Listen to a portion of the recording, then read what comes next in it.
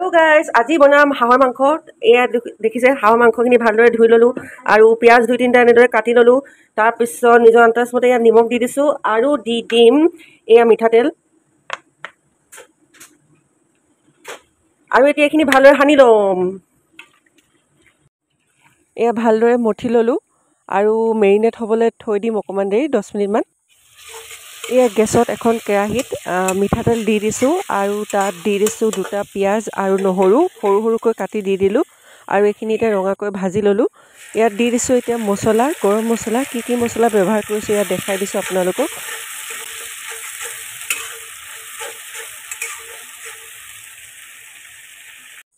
এয়া মছলা ব্যৱহাৰ কৰিছোঁ জিৰা, ধনিয়া, গোলমৰিচ আৰু ৰঙা শুকান জলকীয়া। এইখিনি এতিয়া ভালদৰে গৰম পানীত তিয়াই ভালদৰে পিচি লৈছিলোঁ মই মিক্সিত আৰু এতিয়া মাংসখিনি দি দিলোঁ ইয়াত।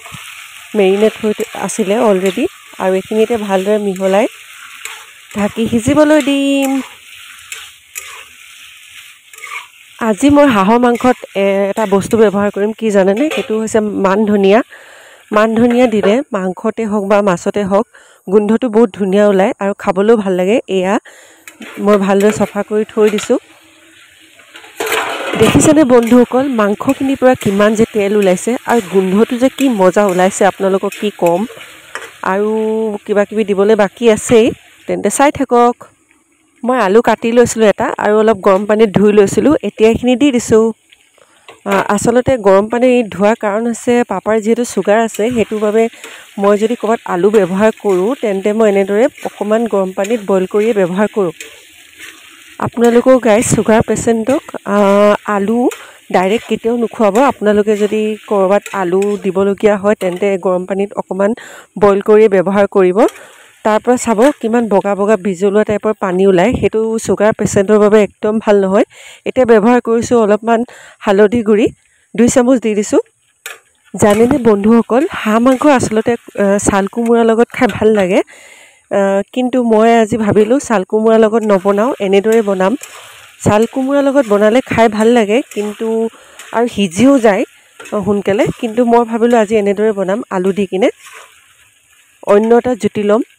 এতিয়া ইয়াত মই মান ধনিয়া যিখিনি থৈ দিছিলোঁ ভালদৰে ধুই কিনে সেইখিনি সৰু সৰুকৈ কাটি ইয়াত ব্যৱহাৰ কৰিছোঁ। দেখিছেনে বন্ধুসকল, এইখিনি এতিয়া ফ্ৰাই হৈ গৈছে। এতিয়া মই গৰম পানী ব্যৱহাৰ কৰিম আৰু ভালদৰে উতল আহিবলৈ দিম। এয়া উতল আহিবলৈ ষ্টাৰ্ট হৈ গৈছে, দেখিছেনে?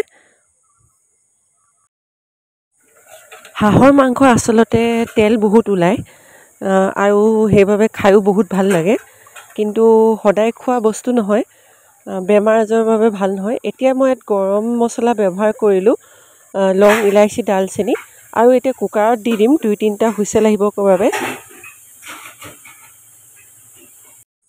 আৰু এই 3-4টা হুইচেল মৰাৰ পিছত মোৰ হাঁহ মাংস হৈ গৈছে খাবৰ বাবে ৰেডি। এয়া চাওক, বাতিত উলিয়াই দিলে মায়ে। এতিয়া মই খাবলৈ লৈছোঁ। অতি কম সময়ত এনেদৰে কম মছলা ব্যৱহাৰ কৰি এনেদৰে এবাৰ জুতি লৈ চাবচোন হাঁহ মাংসৰ